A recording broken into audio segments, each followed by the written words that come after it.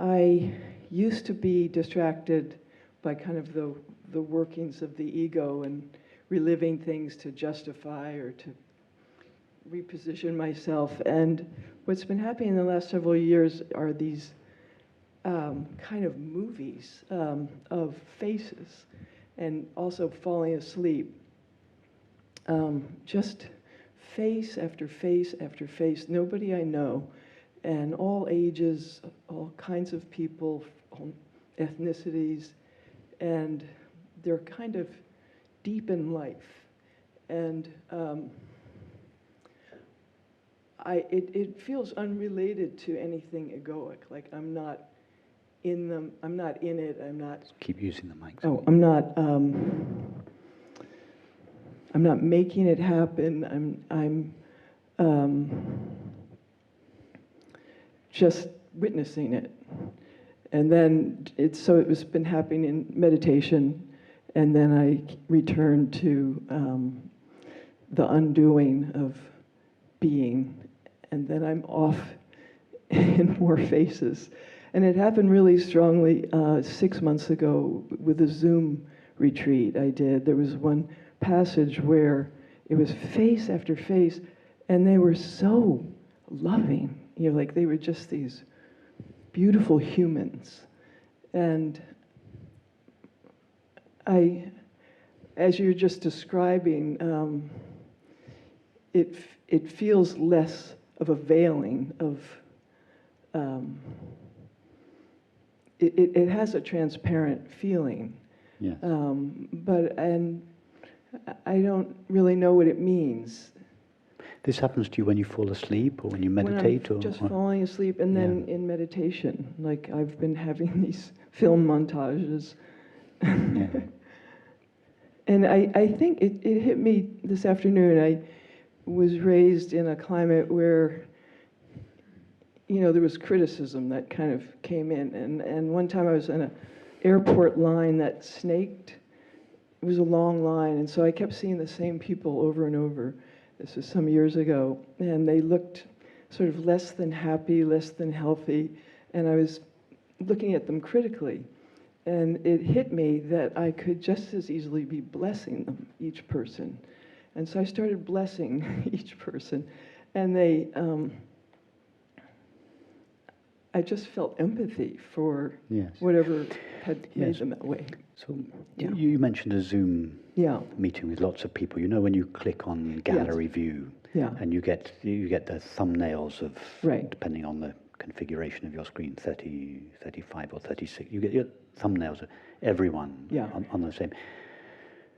But if you run your finger across the screen, there's just one screen. There are no divisions. There isn't a different screen for each person. Right. Each person's face is an instance, is an appearance of the same screen, and the screen extends beyond the limitations of each appearance. So you can use this that happens to you when you're meditating or falling asleep. It's like a gallery view in a Zoom meeting. You have all these faces, but you can see that they're all appearances of the same background, and so you could use that as a meditation to show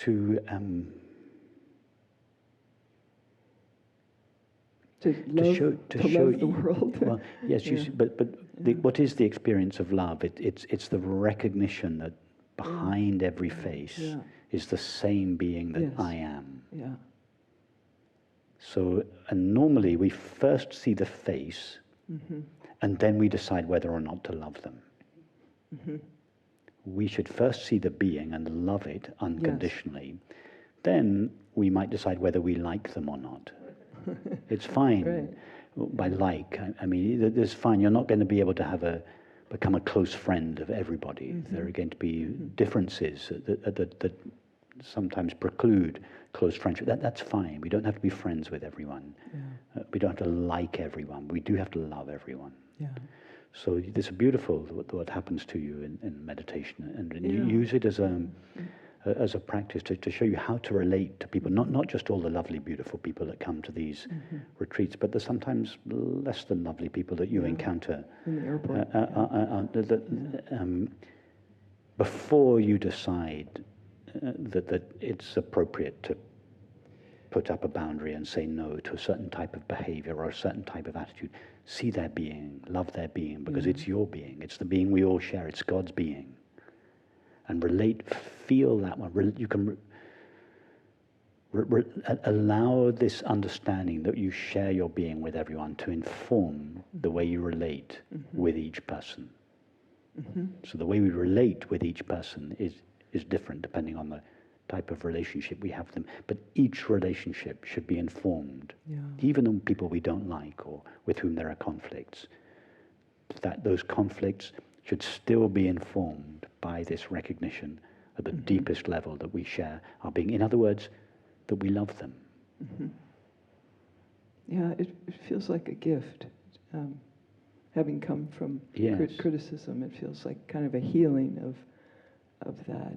I remember it was Francesca will remember this. It was at the first. It was on the first night of a garrison retreat many years ago, and the first night of the retreat coincided with the first public debate between Trump and Clinton, which some of you will remember as a very hostile.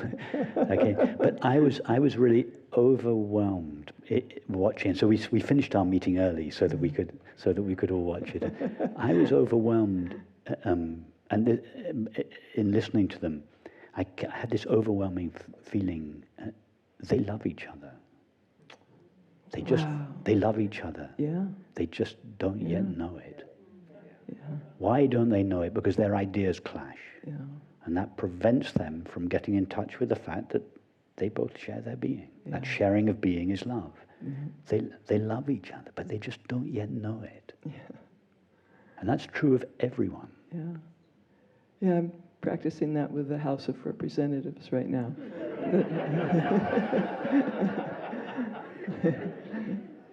And they're coming but when you look apart, at politics, when you look at what's happening in the world today, it's not necessary to mention examples, but it's heartbreaking to see what's happening in the world today and realizing this conflict, these hostilities, these terrible things that happen happen between people that love each other. Yeah. They've just forgotten it. They've just allowed their thoughts and feelings to obscure their natural love for one another.